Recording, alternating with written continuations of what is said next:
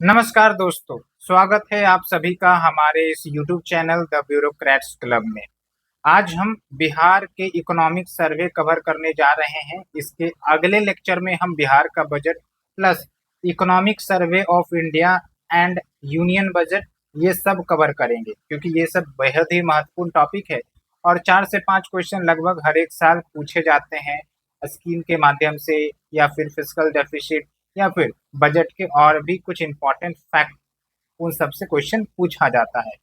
तो आपको बस ध्यान से सुनना है और जो पीडीएफ है उसको आप एक दो बार देख भी लोगे तो आपका काम हो जाएगा।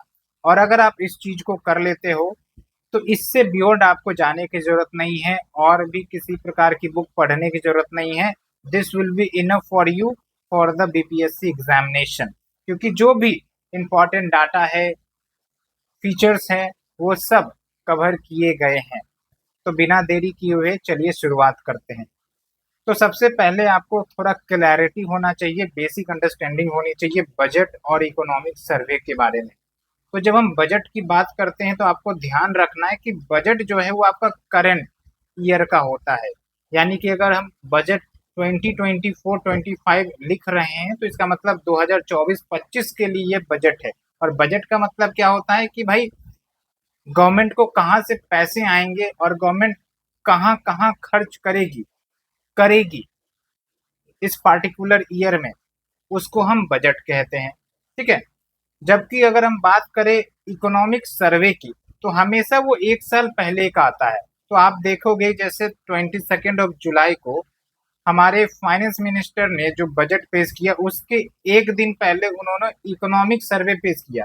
तो इकोनॉमिक सर्वे हमेशा लिखाएगा आपका 2023-24 और बजट आपका क्या लिखाएगा 24-25, ऐसे करके। उसी प्रकार से आप 2023 के बजट को देख सकते हो, 2022 के बजट को भी आप देख सकते हो। तो हमेशा बजट करंट ईयर का होता है और जो इकोनॉमिक सर्वे है वो एक साल पहले का होता है। इसीलिए इंपॉर्टेंट डाटा फैक्ट्स की भाई ग्रोथ रेट कितना रहा, फिजिकल डेफिसिट कितना रहा, ये सब आपको इकोनॉमिक सर्वे में बताया जाता है। कौन सा सेक्टर क्या परफॉर्म कर रहा है, तो ऐसे करके बताया जाता है।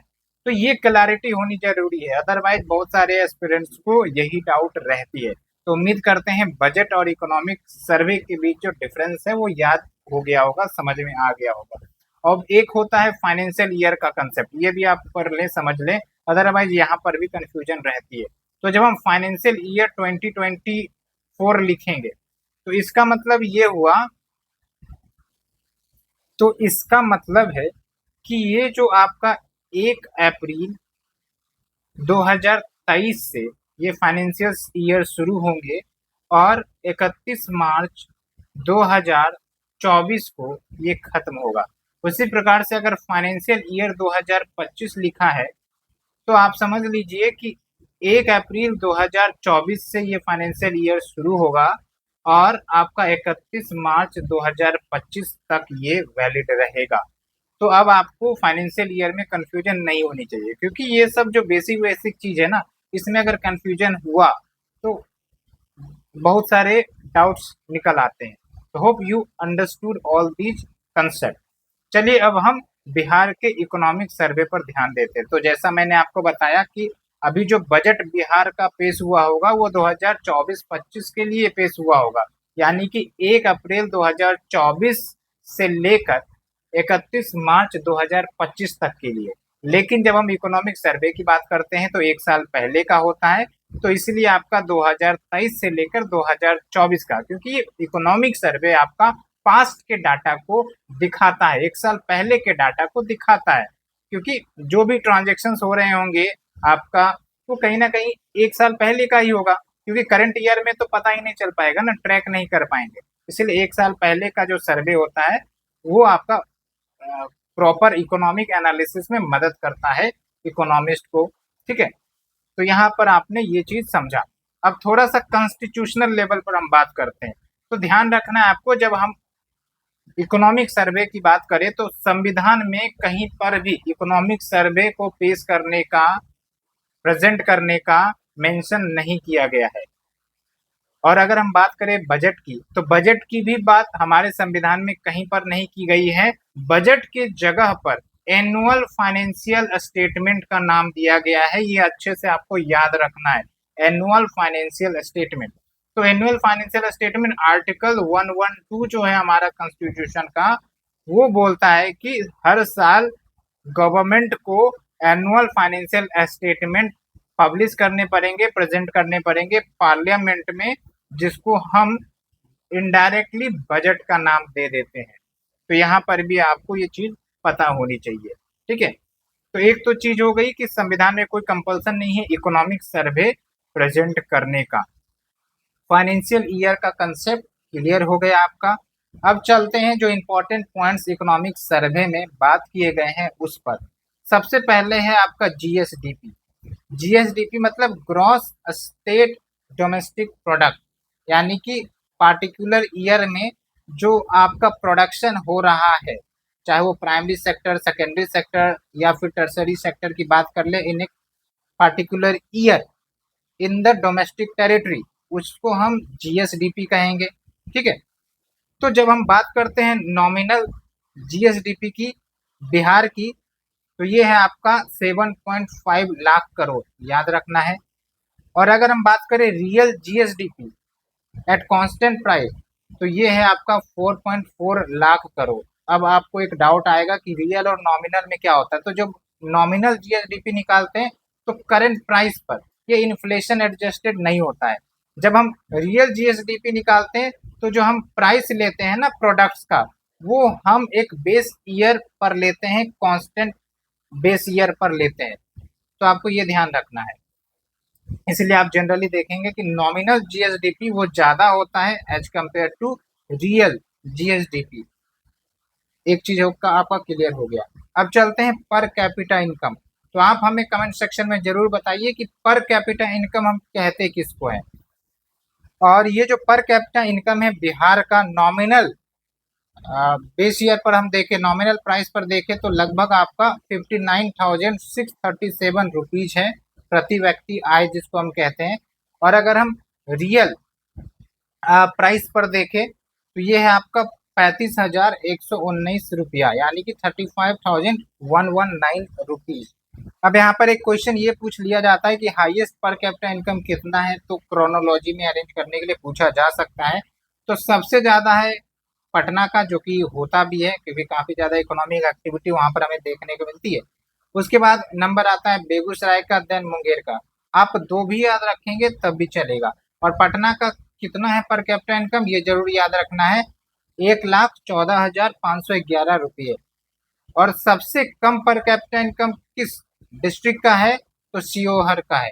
शिवहर के बारे में 4-5 पॉइंट्स आपको एक्स्ट्रा याद होने चाहिए। उम्मीद करते हैं आपको याद होगा और आप हमें कमेंट सेक्शन में जरूर बताइए। जैसे सबसे छोटा डिस्ट्रिक्ट हमारे देश, हमारे राज्य में कौन सा है, ठीक है। शिवहर कौन कौन से डिस्ट्रिक्ट से बॉर्डर करता है, तो ऐसे आप क्वेश्चन हमें मैप से देखकर जरूर बताएं। तो ऐसे में आपकी रिकॉर्डिंग पावर और भी ज्यादा मजबूत होगी। और ये जो हमने आपको बताया GSDP at nominal price, real price, per capita income, ये सब आपका 2022-23 का आपका डाटा है, ठीक है, याद रखना है। इकोनॉमिक सर्वे भले ही 2023-24 का पब्लिश हुआ है, लेकिन जो डाटा इन्होंने दिखाया है वो 2022-23 के आधार पर दिखाया है। तो यहाँ पर आपको कंफ्यूज नहीं रहना, इसलिए एक एक पॉइंट्स को हम थोड़ा सा डिटेल से आपको बता दे रहे हैं, ठीक है।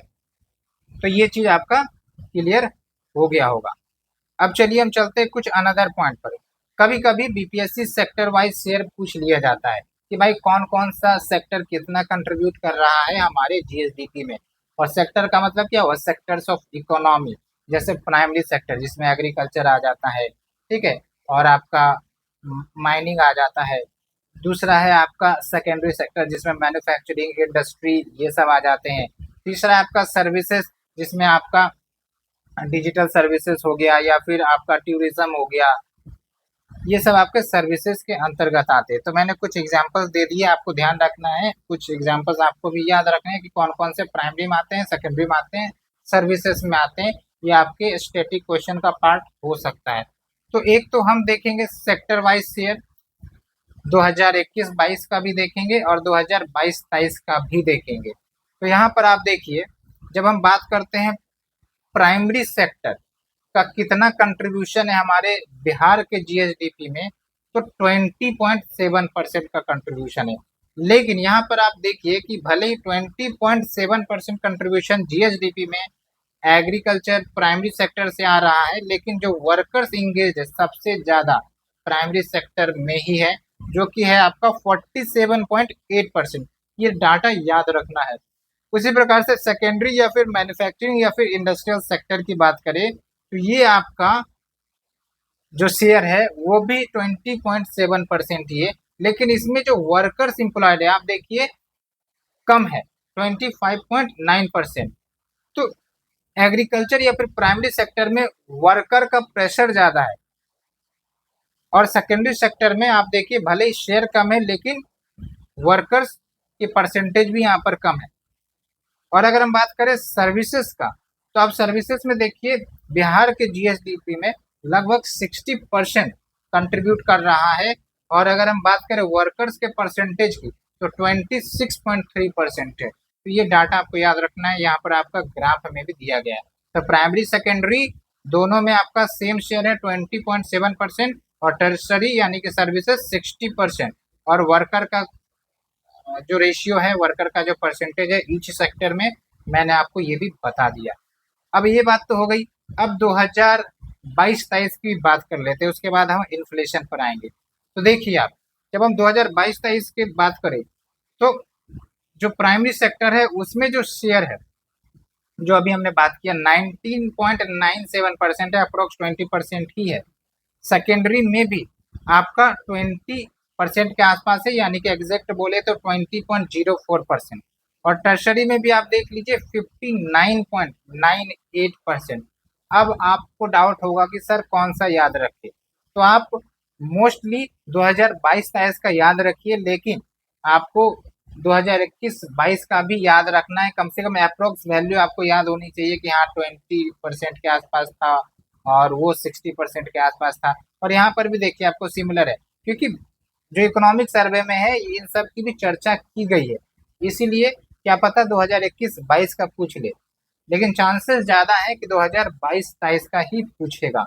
अब एक क्वेश्चन ये बन सकता है आपका कि इवन जो प्राइमरी सेक्टर है इसमें तो बहुत सारी चीजें आती हैं, जैसे एग्रीकल्चर भी प्राइमरी सेक्टर का पार्ट है, जो फॉरेस्टेशन है, जो फिशरी है, जो मत्स्य पालन है, वो भी आपका प्राइमरी सेक्टर में आता है। जो क्रॉप्स हैं वो भी आपका प्राइमरी सेक्टर में आता है। लाइव स्टॉक है, जो बैल बकरी भैंस पालते हैं, वो भी एक प्राइमरी सेक्टर का ही पार्ट है। तो इसमें से प्राइमरी में सबसे ज्यादा जो कंट्रीब्यूट करता है वो कौन सा सब सेक्टर करता है, तो आपको ध्यान रखना है कि जो एग्रीकल्चर फॉरेस्ट एंड फिशिंग है ये सबसे ज्यादा कंट्रीब्यूशन हमारा प्राइमरी सेक्टर में करता है। ठीक है, बिकॉज ये सब आपके प्राइमरी सेक्टर के ही पार्ट हैं, लेकिन सबसे ज्यादा कंट्रीब्यूशन कौन कर रहा है, एग्रीकल्चर फॉरेस्ट एंड फिशिंग। कितना परसेंट याद रखने की जरूरत नहीं है, लेकिन मैंने मेंशन कर दिया आपका 19.85% कर रहा है। उसी प्रकार से सेकेंडरी की बात करें तो सेकेंडरी में सबसे ज्यादा कंट्रीब्यूशन जो सेक्टर कर रहा है, सब सेक्टर कर रहा है, वो है आपका मैन्युफैक्चरिंग। इसके अंतर्गत आपका कंस्ट्रक्शन भी आता है, लेकिन जो मैन्युफैक्चरिंग सेक्टर है वो सबसे ज्यादा कंट्रीब्यूशन कर रहा है। उसी प्रकार से आप पूछोगे कि सर टर्शरी में किसका सबसे ज्यादा कंट्रीब्यूशन है, तो टर्शरी में आपका ट्रेड, रिपेयर, होटल्स, रेस्टोरेंट, ये आपका डायरेक्ट इकोनॉमिक सर्वे में दिया गया है, इसलिए मैंने वहां से उठाया है, क्योंकि आजकल जो क्वेश्चन पूछने का तरीका है बीपीएससी का वो बदल गया है, इसलिए आपको उसी प्रकार से थोड़ा सा सोचना पड़ेगा। इसलिए मैंने वो सारे पोटेंशियल क्वेश्चंस दे दिए हैं जो पूछे जा सकते हैं। तो टर्शरी का मैंने आपको बता दिया। अब चलते हैं इन्फ्लेशन के कंसेप्ट पर। इन्फ्लेशन का मतलब क्या होता है, महंगाई। इसको आम भाषा में कहे तो जैसे आप कोई प्रोडक्ट खरीदते हो, आज उस प्रोडक्ट का दाम है 10 रुपया, कल को वो 20 रुपया हो जाए, तो इसका मतलब आपका जो प्राइस का प्रोडक्ट है डबल हो गया। तो ये हो गया आपका इन्फ्लेशन। एक पार्टिकुलर ईयर में या पीरियड में जो प्राइस है किसी प्रोडक्ट का वो कितना राइज हो जाता है, उसको हम इन्फ्लेशन कहते हैं। अब ऐसा नहीं कि सिर्फ एक प्रोडक्ट के लिए होता है इन्फ्लेशन, आपका उसके अंदर वेरियस प्रोडक्ट आते हैं, सब्जियां भी आ जाती है, आपके मैन्युफैक्चरिंग के कुछ आइटम्स भी आ जाते हैं, सर्विसेज के भी कुछ आइटम्स आते हैं। और इन्फ्लेशन को निकालने का तरीका, मेजर करने का तरीका है आपका consumer price index, wholesale price index, जिसको हम WPI कहते हैं, CPI कहते हैं। लेकिन हम उसके बेसिक्स में नहीं पाएंगे, आपको बेसिक खुद से कवर करना होगा। और यहाँ पर हम बजट और इकोनॉमिक सर्वे की बात कर रहे हैं, तो आपको जरूर ध्यान रखना है कि सीपीआई में बेस ईयर क्या लिया जाता है, सीपीआई में कौन कौन से कंपोनेंट्स ऐड होते हैं, सबसे ज़्यादा शेयर सीपीआई का किसका है। तो ऐसे करके आपको डिकोड करना पड़ेगा, तब जाके आपकी स्टैटिक टॉपिक मजबूत होगी। तो अगर हम बात करें बिहार की सीपीआई यानी कि कंज्यूमर प्राइस इंडेक्स बिहार के लेवल की, तो सितंबर 2022 से लेकर सितंबर 2023 के बीच ये 5.5% रहा है।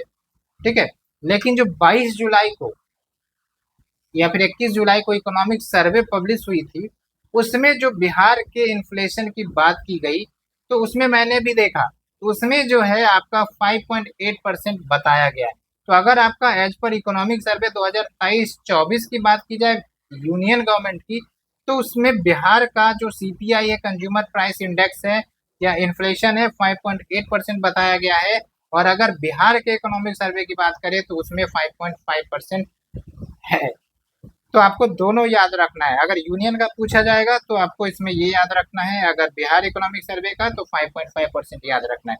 अब इसका दो फेज होता है, एक तो होता है आपका inflation at the rural level और एक होता है सीपीआई एट अर्बन लेवल। तो आपको ध्यान रखना है कि जो अर्बन का सीपीआई है, यानी कि अर्बन में इन्फ्लेशन, अर्बन में महंगाई ज़्यादा है as compare to rural area. और ये आप महसूस भी करते होंगे, सब्जियों के दाम या फिर आप कुछ प्रोडक्ट्स के दाम देखते हैं तो कहीं ना कहीं कम रहता है रूरल एरिया में, अर्बन में ज़्यादा रहता है। ठीक है, कितना है भाई, तो रूरल में 5.5% और अर्बन में आपका 5.6%, बस 0.1% का अंतर है, ज़्यादा अंतर नहीं है। तो यहाँ से आपका इन्फ्लेशन का भी टॉपिक खत्म होता है। अब चलिए रिकॉलिंग की बात करते हैं। फाइनेंशियल ईयर 2025 की बात करें तो वो कौन से पीरियड से कौन से पीरियड के बीच होगा, ये कमेंट सेक्शन में बताइए। दूसरा, आप हमें बताइए कि क्या इकोनॉमिक सर्वे पब्लिश करना हमारे संविधान में बताया गया है। और तीसरा, जो बजट है जिसको संविधान में एनुअल फाइनेंशियल स्टेटमेंट कहा गया है, वो संविधान के कौन से आर्टिकल में मेंशन किया गया है। और आप हमें ये भी बताइए कि जो आपका पर कैपिटा इनकम है बिहार का कांस्टेंट प्राइस पर वो कितना है और नॉमिनल प्राइस पर वो कितना है। ठीक है, और सबसे कम पर कैपिटा इनकम किसका है। तो आप ऐसे करके रिकॉल करिए, हमें बताइए, इससे आपका जो रिवीजन है वो मजबूत होगा, यहीं पर चीजें आपकी याद हो जाएंगी गारंटी के साथ है। तो ये बात हो गई। अब चलिए हम चलते हैं स्टेट फाइनेंस की तरफ। स्टेट फाइनेंस का मतलब सरकार को कहाँ से कितना पैसा आता है, ये आ गया आपका स्टेट फाइनेंस में। तो एक तो ये है कि स्टेट खुद टैक्स कलेक्ट करती है, तो उनके टैक्स से पैसा आ रहा होगा। सेंटर स्टेट गवर्नमेंट को टैक्स जो वो कलेक्ट करती है उसमें से फाइनेंस कमीशन जो रिकमेंड करता है वहां से भी पैसा आता है, तो वो भी देखेंगे। लेकिन आपको फिलहाल ध्यान रखना है कि स्टेट जो अपने टैक्स लगाकर पैसे कलेक्ट करती है वो टोटल आया है आपका 44,018 करोड़ रुपये। आपको ये ध्यान रखना है, ठीक है। और उसमें से जो SGST है, आपको पता है, एक तो CGST लगता है जो केंद्र के पास जाता है, SGST जो स्टेट गवर्नमेंट रखती है, और एक IGST जो डेस्टिनेशन स्टेट जिस राज्य में प्रोडक्ट जा रहा है वो राज्य रखता है। IGST इंटीग्रेटेड GST कहते हैं। तो SGST से जो बिहार को पैसा आया है वो है आपका 23,243 करोड़ रुपया। तो थोड़ा ध्यान इस पर रखनी है। अब एक बात है कि जो गवर्नमेंट खर्च करी है, गवर्नमेंट खर्च करती है बहुत सारे सेक्टर पर, social sector, economic sector, capital, investment, developmental factors पर खर्च करती है। तब यहाँ से एक क्वेश्चन ये निकल सकता है कि जो गवर्नमेंट खर्च कर रही है उसमें सबसे ज्यादा खर्च कौन से सर्विसेज पर कर रही है। तो यहाँ आपको ये ध्यान रखना है कि सोशल सर्विसेज पर गवर्नमेंट, बिहार सरकार सबसे ज्यादा खर्च कर रही है। सोशल सर्विसेज, सोशल सर्विसेज मतलब समाज को जो सर्विसेज वो प्रोवाइड करती है, चाहे वो स्कीम सब हो गया, ठीक है। एजुकेशन सब हो गया, उन सब पर ज़्यादा खर्च होता है। दूसरे नंबर पर है आपका जनरल सर्विसेज। और आप हमें बताइए कि जनरल सर्विसेज के अंतर्गत क्या क्या चीज़ें आ जाती हैं। तो यहाँ से क्वेश्चन ये बनेगा, परसेंटेज भी आपको याद रखना है 38.1%। उसके बाद हम चलते हैं एग्रीकल्चर सेक्टर पर, उसके बाद हम सेक्टर सेक्टर पर बात करेंगे, पार्टिकुलर सेक्टर पर क्या काम हो रहा है, इन सब चीज़ों पर। तो एग्रीकल्चर सेक्टर, एलाइड सेक्टर, तो 2021-22 में जो नेट सोन एरिया है, नेट सोन एरिया मतलब जो फार्मर्स जमीन को क्रॉप्स के लिए उपजाते हैं उसको हम नेट सोन एरिया कहते हैं। और टोटल आपको याद रखना है कि ये क्वेश्चन बीपीएससी ने पूछ रखा है। 50.7 lakh hectare net sown area है 2021-22 के डाटा के आधार पर, जो कि 54.2% of total geographical area of Bihar. अब यहाँ से क्वेश्चन आ जाता है कि बिहार का टोटल ज्योग्राफिकल एरिया कितना है और भारत के टोटल ज्योग्राफिकल एरिया का कितना परसेंट है। ये क्वेश्चंस आपके प्रीलिम्स में पूछे गए हैं, तो जवाब आपको देना है कमेंट सेक्शन में। उम्मीद करते हैं यहाँ तक आपको लेक्चर सुनने में आनंद आ रहा होगा, किसी भी प्रकार की डाउट नहीं आ रही होगी, कोई आपको हड़बड़ाहट नहीं लग रहा होगा।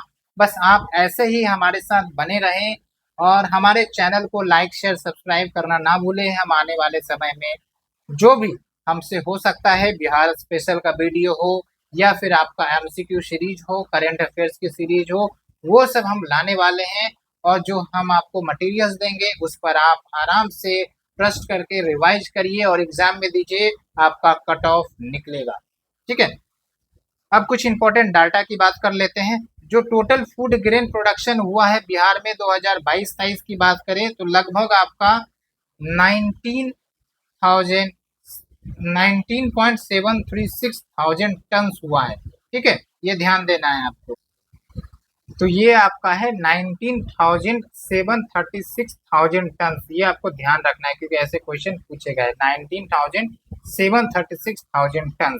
ठीक है, अब एक कृषि कर्मण अवार्ड पर काफी क्वेश्चन पूछे गए हैं, पहले भी बीपीएससी ने पूछा है। तो बिहार को 5 कृषि कर्मण अवार्ड मिला है और ये अवार्ड इसलिए दिया जाता है क्योंकि जो क्रॉप्स हैं जैसे राइस, व्हीट, मेज, इन सब में अगर पैदावार कोई भी राज्य काफी अच्छा करता है तो उस राज्य को अवार्ड दिया जाता है। तो अब तक 5 मिल गए हैं।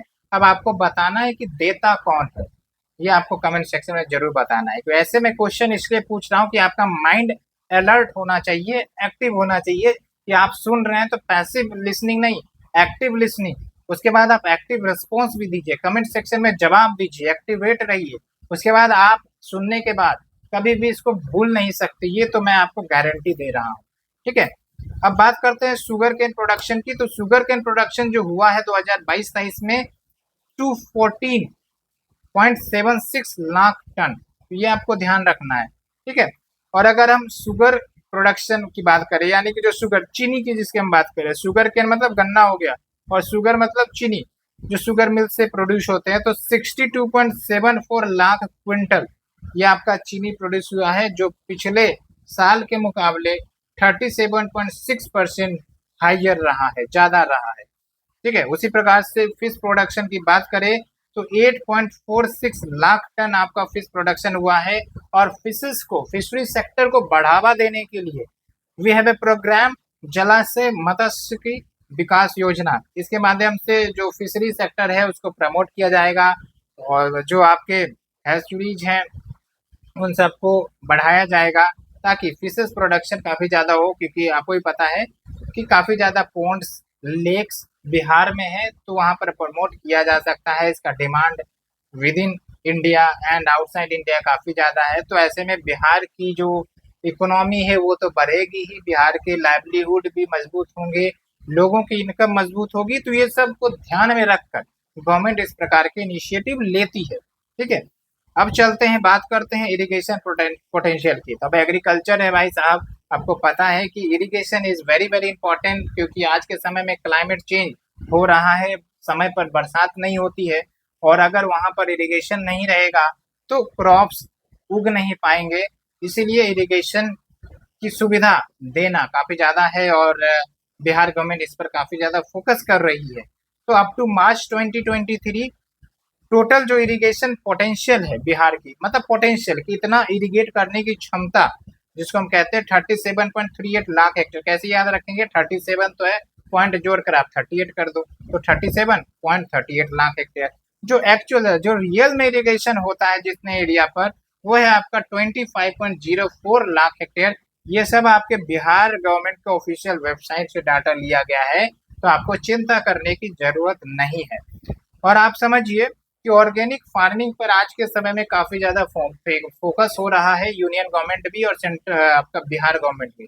तो उसके लिए जैविक कॉरिडोर योजना लाया गया है, जिसके माध्यम से जो गंगा बैंक से जो गंगा नदी फ्लो करती है, उसके जो किनारे है, जो फर्टाइल लैंड होते हैं, वहां पर आपका ऑर्गेनिक फार्मिंग किया जाएगा, क्योंकि इसके प्राइस जो होते हैं प्रोडक्ट के काफी अच्छे होते हैं मार्केट में। तो ऐसे में फार्मर्स का इनकम काफी अच्छा बढ़ेगा और quality and hygienic food consumers को मिल सकेंगे। तो ये जैविक कॉरिडोर स्कीम है ऑर्गेनिक फार्मिंग के लिए, ये याद रखना है।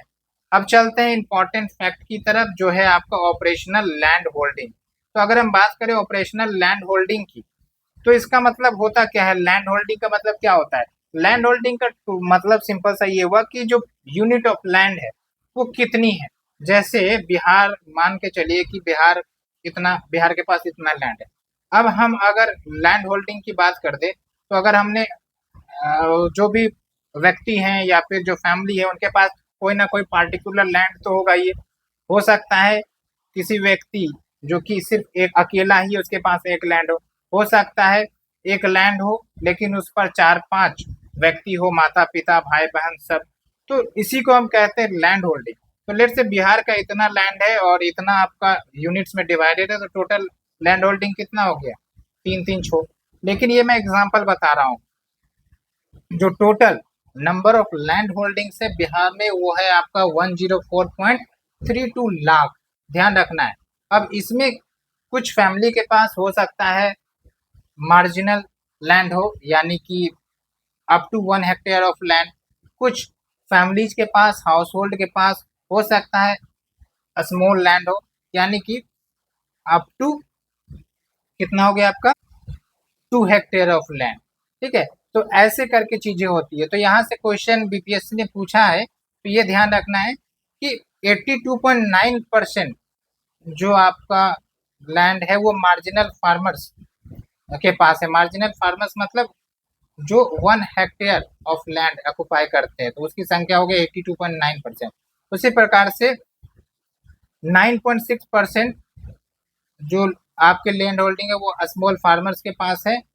और टोटल अगर हम स्मॉल और मार्जिनल को मिला दे, तो लगभग आपका 89.5% लैंड जो है वो स्मॉल एंड मार्जिनल फार्मर से ऑक्युपाई करते हैं, यानी कि इन सब के पास अप टू आपका 2 हेक्टेयर ऑफ लैंड है। तो ये आपको डाटा जरूर याद रखना है, ठीक है। उसके बाद अगर हम बात करें कि जो आपका पर कैपिटल लैंड होल्डिंग है, वो आपका बिहार में सेकेंड लोवेस्ट है, ठीक है। इंडिया के लेवल पर बात कर रहे हैं, लेकिन सबसे कम किसका है, मतलब अगर बोले कि एक व्यक्ति कितना हेक्टेयर ऑफ लैंड ऑक्युपाई करता है, तो सबसे कम है आपका केरला में और सबसे ज्यादा है आपका नागालैंड में। और बिहार में सेकंड लोवेस्ट है, यानी कि केरला के बाद बिहार का ही नंबर है जहां पर जो लैंड होल्डिंग्स है, एवरेज लैंड होल्डिंग साइज, वो सबसे कम है, दूसरे नंबर पर, ठीक है। अब बात करते हैं ट्रेंड्स इन प्रोडक्शन। ये सब क्वेश्चन पूछे जाते हैं, इसलिए हमने इसको भी इंटीग्रेट किया है। और आप पीवाईक्यू को भी देखेंगे तो फ्रीक्वेंटली ये सब जो क्रॉप्स के बारे में क्वेश्चन पूछा गया है। आपको यहाँ पर हमें बताना है जो जो क्रॉप्स हम बता रहे हैं आपको, वो राबी क्रॉप्स है या खरीफ क्रॉप्स है, ये जरूर आपको बताना है। इससे आपका जो ज्योग्राफी सेक्शन है वो रिवाइज हो जाएगा। तो राइस की बात करें तो ये तो फेमस है कि राइस जो है उसमें सबसे ज्यादा प्रोडक्शन रोहतास डिस्ट्रिक्ट करता है, उसके बाद औरंगाबाद।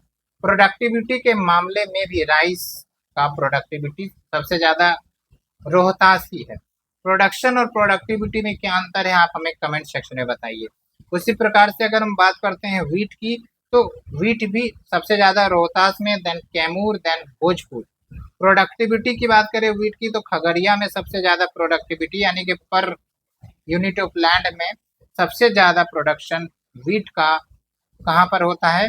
खगड़िया में होता है। ठीक है। मेज की बात करें तो सबसे ज़्यादा प्रोडक्शन कटिहार में। आपको दो दो डिस्ट्रिक्ट तो जरूर याद रखने हैं, कम से कम जितना मैंने आपको लिखा है।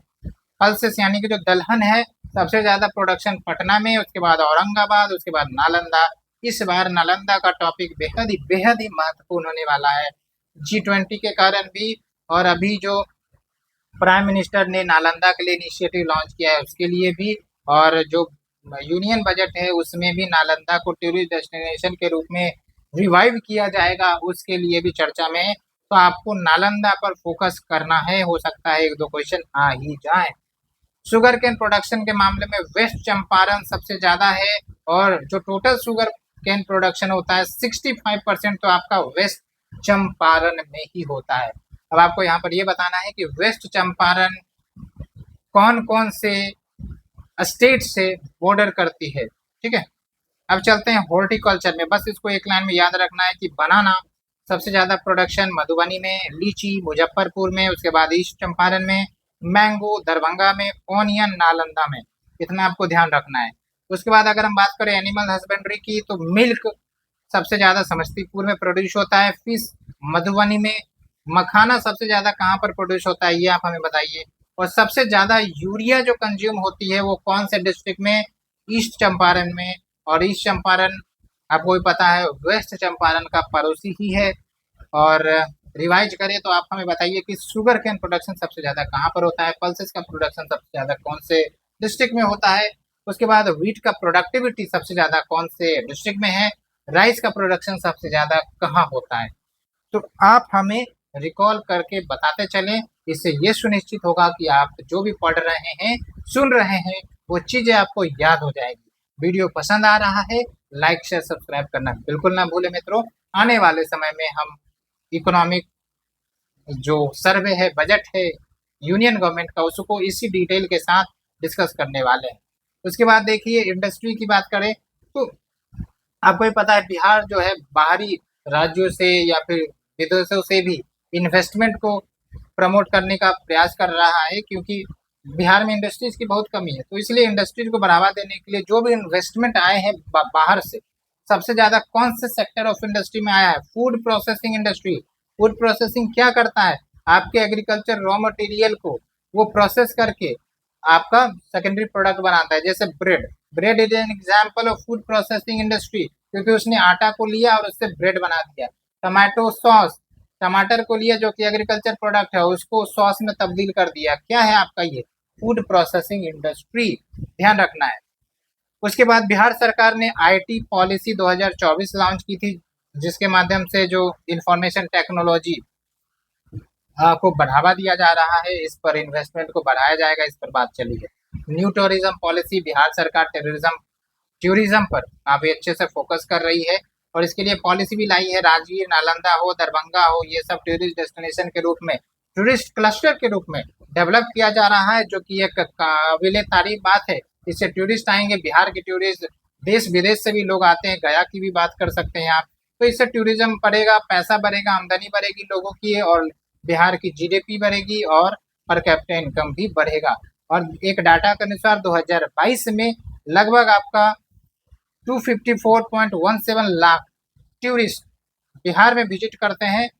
और उसके बाद अगर हम बात करें फोर्थ एग्रीकल्चर रोड मैप की, इससे पहले 3 एग्रीकल्चर रोड मैप आ चुके हैं, चौथा आपका 2023 से 2028 तक चलेगा, जहां पर फोकस किया जा रहा है कि जैगरी जो चक्की होता है, जैगरी मतलब चक्की है ना, उसको प्रमोट करने के लिए Bihar state jaggery industry promotion programme लाया जा रहा है, जिसके तहत 405 जैगरी यूनिट्स स्टैब्लिश किए जाएंगे 5 सालों में। तो 405 5 सालों में स्टैब्लिश किए जाएंगे। और अगर हम बात करें इलेक्ट्रिसिटी प्रोडक्शन की, तो बिहार में इलेक्ट्रिसिटी प्रोडक्शन बढ़ा है। आप इसके हिसाब से आप रिवाइज कर लें कि हमारे कौन कौन से डिस्ट्रिक्ट में थर्मल पावर प्लांट स्टैब्लिश्ड हैं, ये जल्दी आप कमेंट सेक्शन में बताएं। तो 2020-21 से 2022-23 की बात करें तो लगभग 40% से आपका इलेक्ट्रिसिटी प्रोडक्शन बढ़ा है।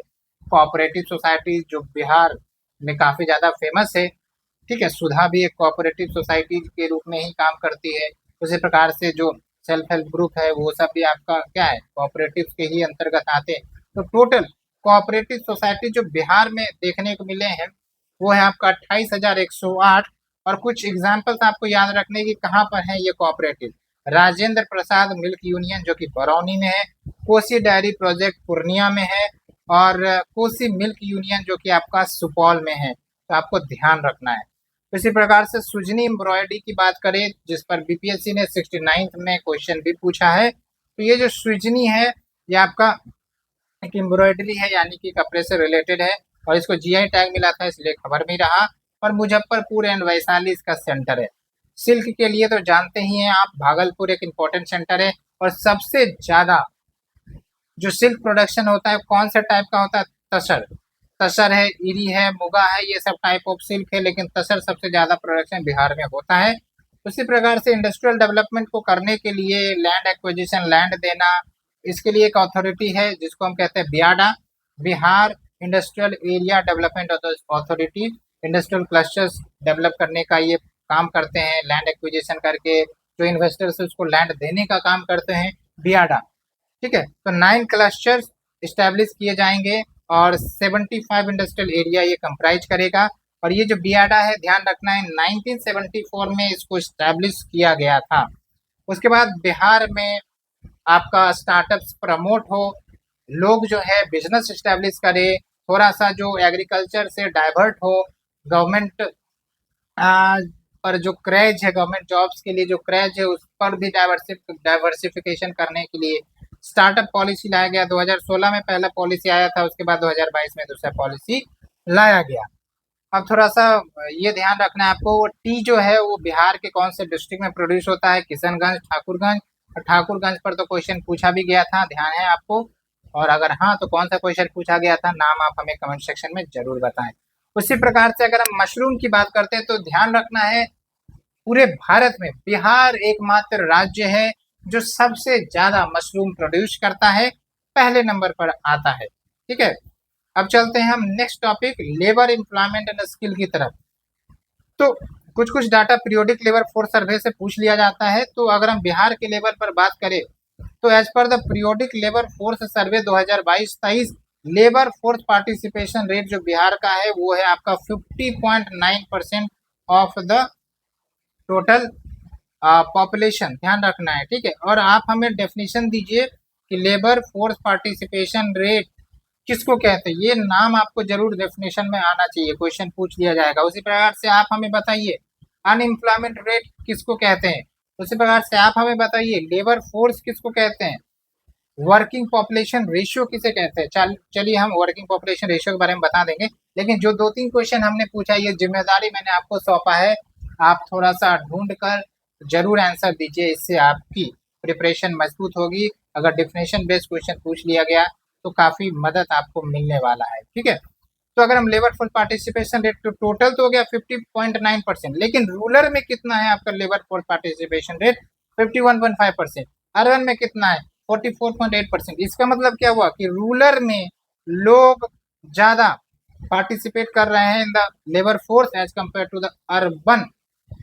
जबकि अब हम वर्कर पॉपुलेशन रेशियो की बात करें तो इसको तोड़िए आप, वर्कर पॉपुलेशन रेशियो यानी कि जो परसेंटेज ऑफ एम्प्लॉयड पर्सन है, यानी कि वर्कर का मतलब क्या होता है, employed person with respect to total population of Bihar, वो कितना है 48.7%। इसका मतलब टोटल पॉपुलेशन जो बिहार का है उसमें से 48.7% पॉपुलेशन ऐसे हैं जो एम्प्लॉयड है, चाहे वो अपना खुद का बिजनेस हो, चाहे वो किसी जॉब कर रहे हो। ठीक है, तो ये है।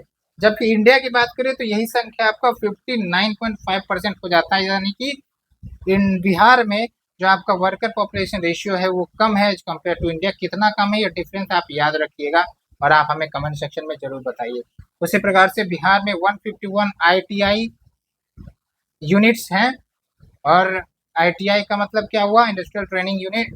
ठीक है, नाउ जैसा कि मैंने आपसे क्वेश्चन पूछा था अनएम्प्लॉयमेंट रेट का डेफिनेशन आप हमें बताइए। हालांकि काफी इजी है, ये मैं आपको जिम्मेदारी दे रहा हूँ ताकि आप रिवीजन कर सके अच्छे से। तो भाई अनएम्प्लॉयमेंट रेट की बात करें 2022-23 में तो 4.3 रहा है बिहार का। और रूरल बिहार की बात करें, रूरल रीजन की बात करें तो 4%।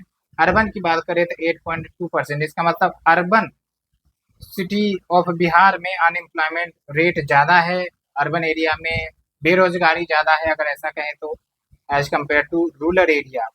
और सबसे ज़्यादा अनएम्प्लॉयमेंट रेट कहाँ पर है, तो केरला में है। ठीक है, उसके बाद एक योजना चलती है दीनदयाल उपाध्याय ग्रामीण कौशल योजना, जो कि सेंट्रली स्पॉन्सर्ड है, यानी कि सेंट्रल गवर्नमेंट भी इस योजना में फंड देती है। और इसको इम्प्लीमेंट कौन कर रहा है, तो एक शब्द में याद रखना है, जीविका।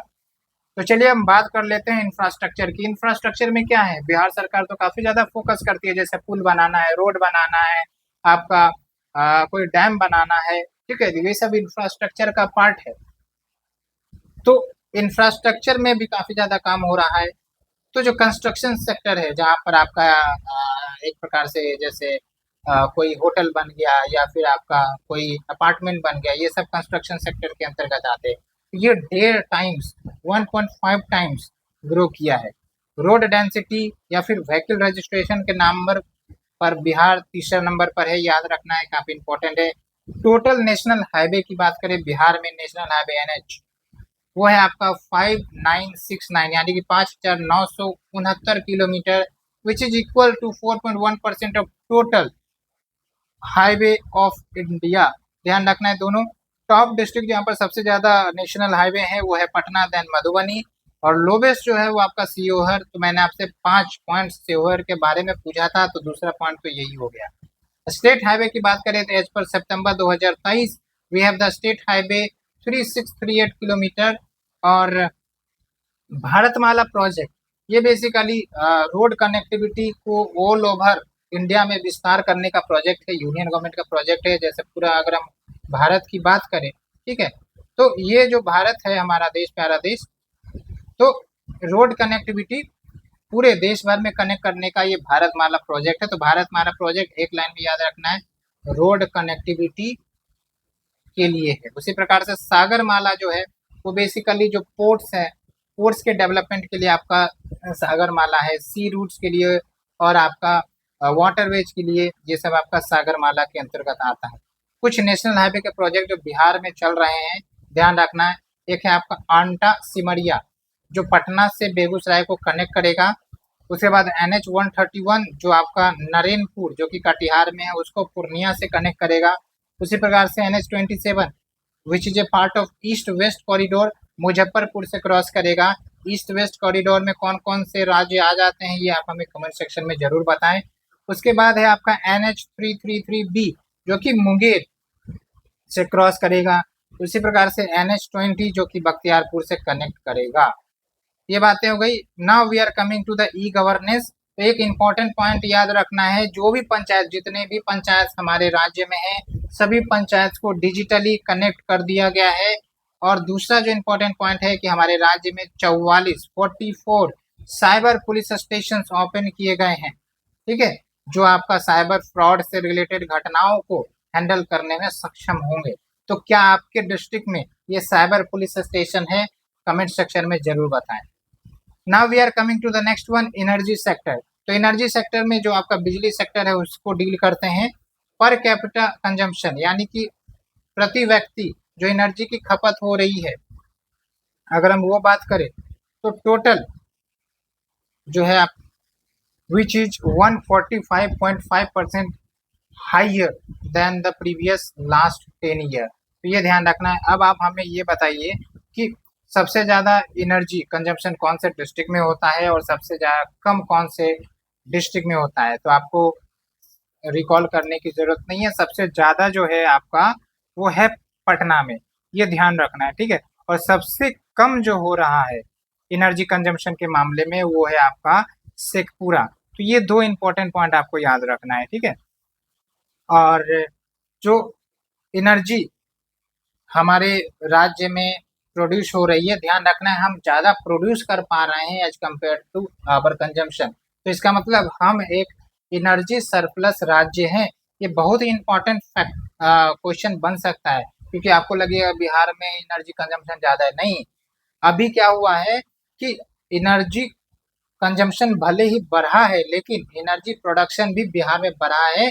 तो एनर्जी सरप्लस राज्य हम बन गए हैं, ये खुशखबरी वाली बात है। ठीक है, तभी तो आप देखते हैं कि बिजली जो रहती है आपके घर में उसका जो टाइमिंग है वो बढ़ गया है। और दूसरी इंपॉर्टेंट बात, अगर हम बात करें एनर्जी में कौन सा जो टाइप ऑफ एनर्जी है वो ज़्यादा कंट्रीब्यूट करता है, तो जैसा आपको पता है 69 सॉरी 69% जो आपका एनर्जी प्रोड्यूस होता है वो आपका थर्मल से प्रोड्यूस होता है। 31% जो आपका एनर्जी प्रोड्यूस होता है वो आपका रिन्यूएबल एनर्जी से प्रोड्यूस होता है। और बिहार सरकार का एक टारगेट भी है कि 2025-26 तक हम 35%, 35% जो एनर्जी है वो रिन्यूएबल से प्रोड्यूस करें। तो रिन्यूएबल में क्या हो सकता है, आपका सोलर हो सकता है, विंड हो सकता है, हाइड्रो हो सकता है। ठीक है, ये ध्यान रखना है। अब बात कर लेते हैं कुछ डेवलपमेंट पर। जैसे रूरल एरिया की बात करें तो लगभग आपका 10.47 लाख सेल्फ हेल्प ग्रुप्स बनाए गए हैं। तो सेल्फ हेल्प ग्रुप का क्या काम होता है आपको पता है कि भाई एक साथ कुछ सदस्य आते हैं, जनरली महिलाएं होती है इसमें, कुछ उनके पास रुपये पैसे होते हैं, तो वो ग्रुप बनाती है, उसके बाद अपने आप को मदद करती है। हो सकता है कोई बिजनेस स्टैब्लिश करना हो सकता है कोई प्रोडक्ट मैन्युफैक्चर करके बेचना हो, तो ये आपका सेल्फ हेल्प ग्रुप का काम होता है। और एक है आपका सतत जीविका पर्यटन योजना। इसके माध्यम से क्या है कि लाइवलीहुड को बढ़ावा देने के लिए ये योजना लाया गया था। जो अ, जो पर्सन है, व्यक्ति हैं, उनके इनकम एक्टिविटीज को बढ़ाया जाए, इसके लिए ये योजना लाया गया था। बैंकिंग सेक्टर की बात करें तो आपको ये याद नहीं रखना है कि कितना बैंक ब्रांचेज है, ये जरूर ध्यान रखना है कि जो ब्रांचेज की संख्या है सबसे ज्यादा परसेंटेज में रूरल एरिया है। 48% जो है आपका बैंक ब्रांच बिहार का रूरल एरिया में स्थापित है, जो कि एक अच्छी बात है। सेमी अर्बन में 31%, अर्बन में आपका 21% है बैंक ब्रांच। ठीक है, और सबसे ज़्यादा जो बैंक है वो है आपका पब्लिक सेक्टर का, यानी कि गवर्नमेंट का बैंक है। उसके बाद आरआरबी है, यानी कि रीजनल रूरल बैंक। तीसरे नंबर पे आपका आता है प्राइवेट सेक्टर का ब्रांच। ठीक है, तो याद रखना है आपको ये चीज़। उसके बाद अगर हम बात करें नॉन परफॉर्मिंग एसेट्स की, नॉन परफॉर्मिंग एसेट का मतलब क्या होता है कि हमने लोन तो ले लिया, लेकिन जिस टाइम पर हमें लोन को चुकाना था उस टाइम पर अगर हम लोन चुका नहीं रहे हैं, ठीक है, ड्यू हो गया है, इंटरेस्ट या प्रिंसिपल नहीं चुका रहे हैं, ठीक है, तो उसके 90 डेज के बाद वो जो लोन है वो एनपीए हो जाता है। तो एनपीए याद रखना है आपको, हमारे राज्य में या फिर इंडिया के लेवल पर, दोनों के लेवल पर घटा है। 2022-23 में जो एनपीए था वो था आपका 9.3% ऑफ टोटल लोन, यानी कि जितने लोन दिए गए हैं उसका 9.3% निकालेंगे तो वो आपका एनपीए डिक्लेयर हुआ है, जो कि लगभग आपका 22,944 करोड़ रुपए आते हैं। तो ये ध्यान रखना है आपको। ठीक है, उसी प्रकार से इंडिया का क्या है वो हम आपको यूनियन बजट में बताने वाले हैं। चलिए अब हम बात करते हैं कुछ लाइफ एक्सपेक्टेंसी के बारे में। तो लाइफ एक्सपेक्टेंसी एट बर्थ का मतलब क्या हुआ कि भाई कोई बच्चा जन्म लिया तो वो आगे कितने साल तक जीवित रह सकता है, इसको हम कहते हैं लाइफ एक्सपेक्टेंसी एट बर्थ, जो कि आपका 69.5 ईयर है अगर हम 2016 से 20 के ट्रेंड को देखें तो। और अगर हम बात करें नेशनल फैमिली हेल्थ सर्वे के कुछ डाटा के अनुसार, तो जो इंस्टीट्यूशनल डिलीवरी हॉस्पिटल सब में जो डिलीवरी होती है इंडिया के लेवल पर 88.6% जो डिलीवरी हो रही है वो इंस्टीट्यूशनल डिलीवरी हो रही है, हॉस्पिटल में जाकर डिलीवरी हो रही है। और बिहार के लेवल पर यह कम है, इंडिया के लेवल से 76.2% ही है। इम्यूनाइजेशन कवरेज, जो वैक्सीनेशन कवरेज है 12 से लेकर 23 माह के बच्चे के लिए 71% हुआ है, जिसको कहीं ना कहीं 90% से ऊपर होना चाहिए, अदरवाइज बीमारी डिजीज होने की संभावना ज़्यादा रहती है। और अगर हम बात करें प्राइमरी लेवल के एजुकेशन की, तो ड्रॉप आउट जो है प्राइमरी एजुकेशन लेवल पर वो 0 हो गया है, ये बहुत ही खुशी की बात है। और बिहार में लगभग टोटल जो चिल्ड्रन पॉपुलेशन है पूरे भारत का, बिहार में उसका 12% है। और 42% of Bihar total child population comprise करता है 0 से 18 ईयर्स। हालांकि ये डाटा नहीं पूछा जाएगा, मैंने ऐड कर दिया कि लेट्स से कि आप बस एक बार गो थ्रू कर ले तो काम हो जाएगा। इन्वायरमेंट से क्वेश्चन आजकल बीपीएससी पूछ रही है, तो इस पर भी क्वेश्चन बन सकता है। तो आप देखिए, बिहार एक पहला राज्य बना जिसने ग्रीन बजट को प्रेजेंट किया है। और 2-3 इंपॉर्टेंट फैक्ट ये है कि बिहार में सबसे ज़्यादा जो बरसात होती है साउथ वेस्ट मानसून से होती है, और बिहार एक सब ह्यूमिड क्लाइमेट है। और कोयपन क्लासिफिकेशन में बिहार को कौन सा टैग या कौन सा रिप्रेजेंटेशन दिया गया है, यह आप हमें कमेंट सेक्शन में जरूर बताएं।